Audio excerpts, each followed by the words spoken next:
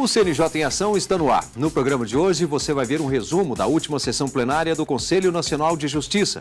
Também fica por dentro dos eventos que vão movimentar o Judiciário e dos destaques do Conselho nas redes sociais. E ainda, uma entrevista com o conselheiro Bruno Dantas. Isso e muito mais, agora no CNJ em Ação. E a gente começa esta edição com uma síntese da sessão ordinária de número 172, realizada no plenário do Conselho no dia 27 de junho. O plenário do Conselho Nacional de Justiça, durante a última sessão do primeiro semestre, decidiu por unanimidade que o nome de magistrado investigado por suposta infração deve ser divulgado na íntegra e não apenas por meio das iniciais, mesmo na fase preliminar das investigações. A relatoria foi do conselheiro Lúcio Munhoz. Na sessão de número 172, foi ratificada a liminar que mantém na Caixa Econômica Federal depósitos judiciais do Tribunal de Justiça do Paraná.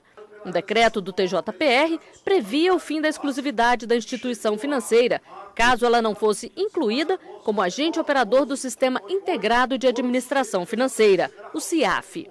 Trata-se de uma liminar que foi concedida num procedimento requerido pela Ordem dos Advogados do Brasil, em que aquela entidade temia que fossem feitas alterações na sistemática de administração das contas judiciais e que fossem transferidas para uma conta única, um dano irreversível na alteração dessa sistemática, sobretudo porque o Tribunal de Justiça do Paraná, na gestão anterior, atendendo a uma determinação do Conselho Nacional de Justiça, havia escolhido a Caixa Econômica Federal para a administração desses recursos depositados do tribunal e havia celebrado um contrato pelo prazo de 60 meses.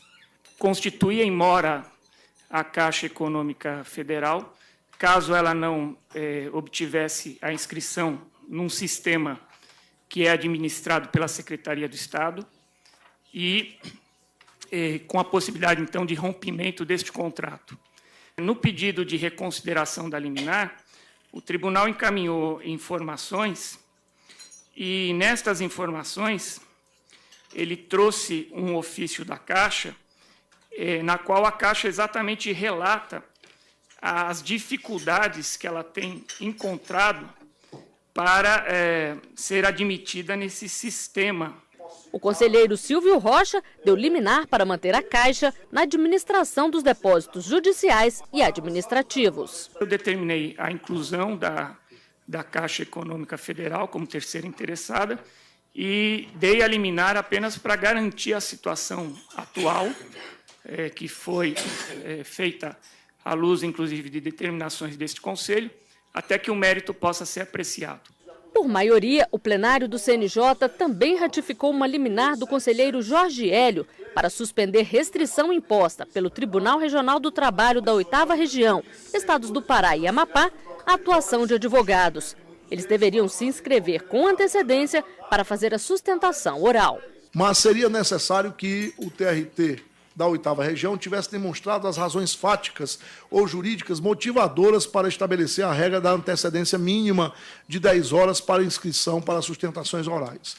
Por ora, não há elementos que permitam concluir em que tais motivações estejam escoradas, as exceções impostas pelo tribunal requerido, as garantias dos advogados previstas na Lei 8.906 de 94, uma lei federal totalmente aplicável à espécie, daí se supõe a ilegalidade do ato. Além disso, está claro o prejuízo que se reitera contra os advogados que atuam perante o tribunal a cada nova sessão de julgamentos, na medida em que se veem submetidos a procedimentos e requisitos temporais para solicitarem o exercício de um direito que lhes é assegurado por lei. Ante o exposto, vislumbro mesmo nesta análise preambular dos autos, própria deste nível de cognição da matéria, a presença dos requisitos autorizadores da medida de urgência pleiteada, razão pela qual defiro o pedido liminar para sustar os efeitos do artigo 133 do Regimento Interno do TRT do Pará, TRT da 8ª Região, no Pará, até o julgamento do mérito deste procedimento ou decisão em sentido contrário. Quanto às ilegalidades apontadas, determina a intimação do tribunal requerido para que, no prazo de 15 dias, preste informações a respeito do requerimento inicial.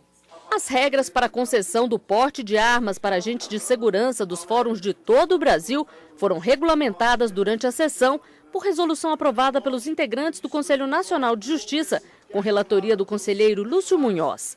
A norma, editada em conjunto com o Conselho Nacional do Ministério Público, estabelece que o uso de armas de fogo deverá ser exclusivo aos servidores designados pelos presidentes dos tribunais e procuradores gerais do Ministério Público para exercerem funções de segurança. A lista com o nome dos agentes deverá ser atualizada a cada 6 meses junto ao Sistema Nacional de Armas. O certificado de registro e a autorização do porte deverão ser expedidos, de preferência, pela Polícia Federal. Na próxima semana, você vai acompanhar o que foi destaque durante as sessões do Conselho Nacional de Justiça no primeiro semestre de 2013. O Tribunal de Justiça do Mato Grosso do Sul sediou o 3º Simpósio Internacional para o Enfrentamento ao Tráfico de Pessoas. O evento reuniu cerca de 350 participantes durante 2 dias. A parceria com o Conselho Nacional de Justiça levou para o Tribunal de Justiça do Mato Grosso do Sul a discussão sobre o tráfico de pessoas. O conselheiro do CNJ, Ney José de Freitas, foi um dos palestrantes e ressaltou a importância do tema. É um assunto complexo, que é um assunto extremamente sensível, que no fundo ele trata de uma espécie de coisificação da pessoa, ou seja, a transformação da pessoa em mercadoria, seja para o tráfico para a prostituição, seja para o trabalho escravo, seja para a retirada de órgãos.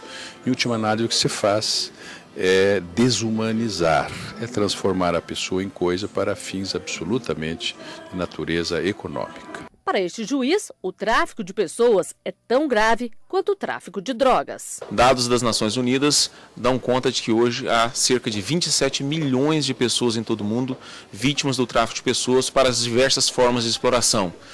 Exploração sexual, trabalho escravo, remoção de órgãos, casamento servil, servidão por dívida, adoção ilegal. Então, são várias formas de exploração.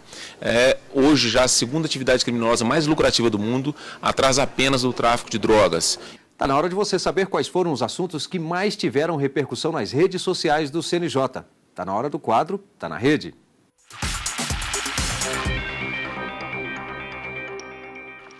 Salário atrasado pode gerar danos morais. Esta foi a publicação com maior destaque na última semana no Facebook, com mais de 6 mil compartilhamentos. A informação é útil para todos os trabalhadores e foi visualizada por mais de 300 mil internautas. Curta a fanpage do CNJ, acesse www.facebook.com/cnj.oficial. No Twitter, a frase que mais chamou a atenção foi a do escritor Franz Kafka. A solidariedade é o sentimento que melhor expressa o respeito pela dignidade humana, retuitada por quase 100 seguidores. Outro destaque foi a campanha Intolerância Religiosa. É um crime de ódio que fere a liberdade e a dignidade humana. Respeite a diversidade. Foram mais de 50 retweets. Além de frases e notícias, o Twitter do CNJ também disponibiliza imagens de suas campanhas. Siga o CNJ no Twitter. Acesse www.twitter.com/cnj_oficial. No canal do Conselho Nacional de Justiça no YouTube, você pode assistir às sessões ordinárias do CNJ na íntegra, caso não tenha conseguido assistir ao vivo. Esta semana, o vídeo mais acessado foi o da última sessão do Conselho, com mais de 1.000 visualizações. O CNJ está na rede. E chegou a hora de conferir os próximos eventos que vão marcar o Judiciário. A sessão ordinária de número 173 está marcada para o dia 6 de agosto, na sede do Conselho Nacional de Justiça, em Brasília. O Conselho Nacional de Justiça vai realizar mutirão carcerário no estado do Ceará no período de 6 de agosto a 6 de setembro deste ano, em 2 polos, Fortaleza e Juazeiro do Norte. Serão inspecionadas unidades prisionais e reexaminados cerca de 17 mil processos de condenados e presos provisórios. Vem aí a primeira competição nacional de mediação do Poder Judiciário, que será realizada pelo Conselho Nacional de Justiça. As inscrições podem ser feitas até 27 de julho pelo portal do CNJ. São oferecidas 50 vagas a estudantes de direito de todo o país. O evento conta com a parceria do Tribunal de Justiça do Distrito Federal e Territórios e da Secretaria de Reforma do Judiciário do Ministério da Justiça. A competição está marcada para os dias 12 e 13 de agosto. Vamos fazer agora um rápido intervalo. Daqui a pouco eu converso com o conselheiro Bruno Dantas. Até já!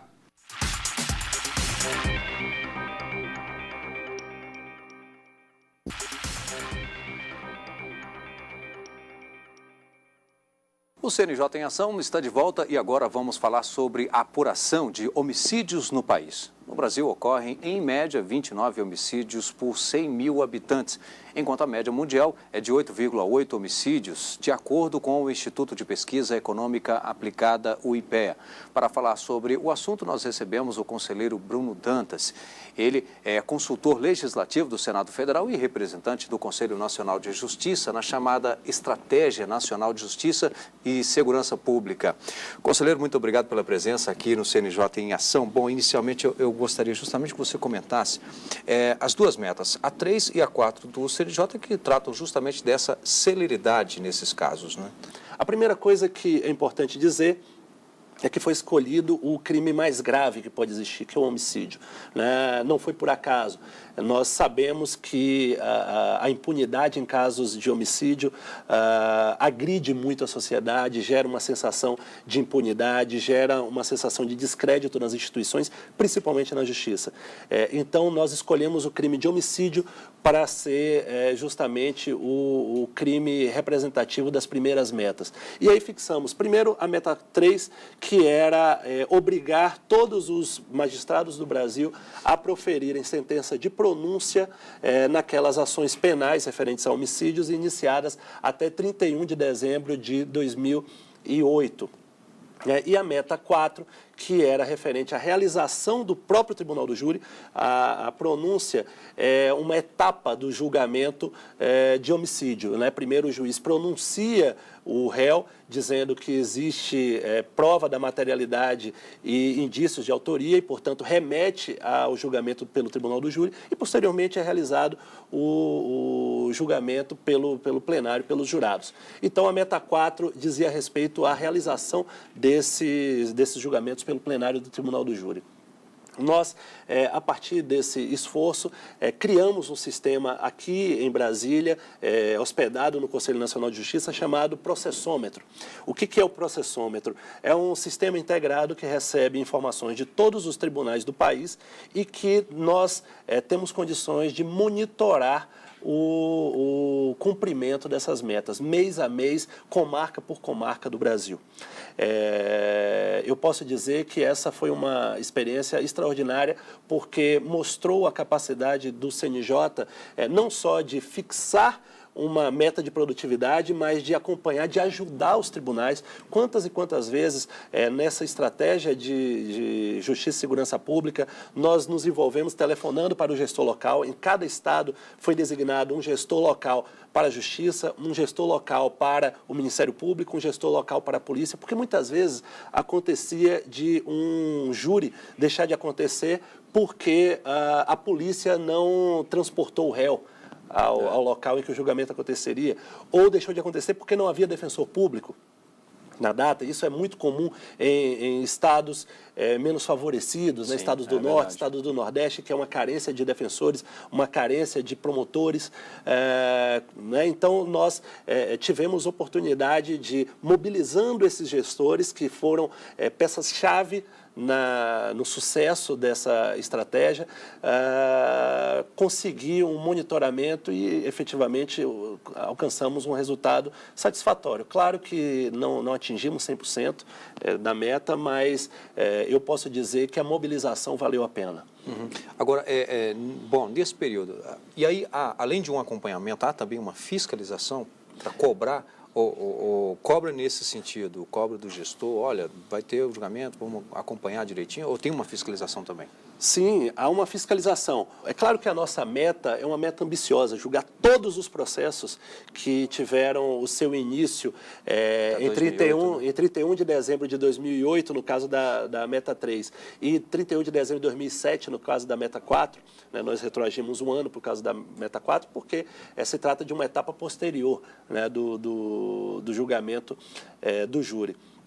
Mas é claro que nós traçamos uma meta muito ousada e sabíamos que era necessário fixar uma meta ousada justamente para mobilizar todos os tribunais, todos os magistrados do país. Eu posso mencionar, por exemplo, estados como Minas Gerais, em que nos últimos meses do monitoramento da meta havia verdadeiros mutirões, dezenas de juízes envolvidos no julgamento daqueles casos que estavam sendo acompanhados pela meta, e aí uma produtividade extraordinária. Né? Minas Gerais, nos últimos meses, por exemplo, realizava uma média de 500 júris por mês. Isso é algo que responde à sociedade, porque a sociedade quer justiça, a sociedade não deseja morosidade, a sociedade não deseja burocratização, a sociedade deseja apenas justiça. Conselheiro, o senhor foi responsável pela apresentação no plenário lá do Conselho Nacional de Justiça, a proposta de resolução, a chamada ficha limpa do judiciário, né, que prevê aí a contratação para a função de confiança em cargos de comissão de pessoas que, de fato, tenham aí a ficha limpa. Eu falo com muita satisfação que essa foi uma das iniciativas que mais marcaram o meu mandato. Eu represento a sociedade no Conselho Nacional de Justiça, por indicação do Senado Federal, e sou testemunha ocular, presencial, da mobilização social que levou o Congresso Nacional a aprovar a lei da ficha limpa para os políticos. E aí, ao chegar aqui no Conselho Nacional de Justiça, eu me deparei com o seguinte questionamento. Será que é só na política que nós precisamos de pessoas de ficha limpa? Será que um poder como o Poder Judiciário, que é a última trincheira de defesa da cidadania, de defesa dos direitos fundamentais, dos direitos que as leis asseguram às pessoas, será que o Poder Judiciário tem o direito de contar nos seus quadros com pessoas de biografia maculada? Pessoas de biografia não recomendável, pessoas que eventualmente tenham sofrido condenações por improbidade administrativa ou eventualmente tenham sido condenadas por corrupção, ainda que não transitado em julgado. E foi a partir dessa reflexão que tomei a iniciativa de redigir uma proposta de resolução que foi amplamente acolhida pelo plenário do CNJ, uma votação expressiva, uma votação unânime. Todos os conselheiros aderiram àquela proposta porque enxergaram na nossa proposta um cuidado com o fato de o Poder Judiciário continuar a ser um modelo para a sociedade brasileira. Não é exagero quando se diz que o Poder Judiciário é o mais probo de todos os poderes. Se nós examinarmos historicamente, é aqui no Judiciário em que nós temos mais pessoas comprometidas, nós temos menos casos de desvios, né? Embora o CNJ tenha sido muito importante nos últimos anos para apontar os desvios, né? Os chamados bandidos de toga, expressão tão polêmica trazida pela ministra Eliana Calmon, mas o CNJ tem mostrado que essas são situações absolutamente residuais, absolutamente limitadas num contexto de quase 18 mil juízes. Vejam que em toda a sua história o CNJ aposentou 50 magistrados por desvios graves. Isso é muito pouco comparando com o universo de análise. Isso, sem dúvida alguma, corrobora com a percepção de que o Poder Judiciário é o mais probo de todos os poderes. Mas não basta que o CNJ seja, ou melhor, que o Judiciário seja apenas o mais probo de todos os poderes. É necessário que ele ostente perante a sociedade uma imagem de probidade. E eu tenho convicção de que quando um tribunal nomeia para chefiar o seu setor de licitações, ou setor de compras, ou setor de serviços gerais, uma pessoa condenada por improbidade, a sociedade desconfia disso. Ou seja, os cargos de confiança não devem ser da confiança apenas do administrador, deve ser também da confiança do público. Porque se o público não confia, aquilo acaba deteriorando a própria imagem do Poder Judiciário. E a nossa intenção ao propor essa resolução foi a melhor possível, foi justamente reforçar essa boa imagem que o Poder Judiciário tem e dar exemplo aos outros poderes. Tomara que os outros poderes copiem essa iniciativa do Judiciário. Conselheiro Bruno Dantas, obrigado por sua presença, por aceitar o convite do CNJ em Ação para participar do programa de hoje. Muito obrigado, sou eu que agradeço a você e aos telespectadores da TV Justiça. Em época de férias escolares, aumenta o número de viagens de crianças e adolescentes, tanto no Brasil quanto no exterior. A Resolução 131 do CNJ orienta os pais e os responsáveis sobre a documentação necessária quando um menor for viajar. Saiba como evitar imprevistos e garantir uma viagem segura e tranquila. Esse é o resultado do mês de julho. Aeroporto lotado e grandes filas. Tanto para viagens nacionais quanto para internacionais, devem ser obedecidas regras estabelecidas pelo Conselho Nacional de Justiça e pela Vara da Infância e da Juventude. Este assessor técnico da Vara da Infância e Juventude explica sobre a documentação necessária para a viagem desses adolescentes. A viagem nacional só é exigida quando a criança vai viajar desacompanhada, de 0 a 11 anos. Então aí é necessária a autorização se ela for viajar desacompanhada. Se a criança for viajar em companhia de tio, avós ou irmãos maiores de 18 anos, é só levar a certidão de nascimento original ou cópia autenticada. Os irmãos Igor e Ivan são sócios em uma agência de viagens especializada em pacotes de viagens internacionais para adolescentes desacompanhados. Essa autorização ela deve ser feita pelo pai e pela mãe, mesmo divorciados, casados, não importa, essa autorização tem que ser dada pelos dois para o menor viajar. Quando o menor viaja, por exemplo, em grupo aqui com a gente pega uma autorização de menor desacompanhado. E a gente exige também, além do passaporte, da autorização, a gente exige também a carteira de identidade ou a certidão de nascimento. Por quê? Porque o passaporte hoje brasileiro, o nome do pai e da mãe, ele fica oculto naquele código de barra. Então a identidade ela é importante justamente para saber, mediante a autorização, quem é o pai e quem é a mãe. Então a gente exige esses 3 documentos hoje para viagem internacional. A gente sempre traz a documentação exigida, né? Então não tem problema não. Se você está com os documentos seus e das crianças, não costuma ter problema não. E o CNJ em Ação termina aqui. Temos um encontro marcado no próximo programa na semana que vem. Até lá!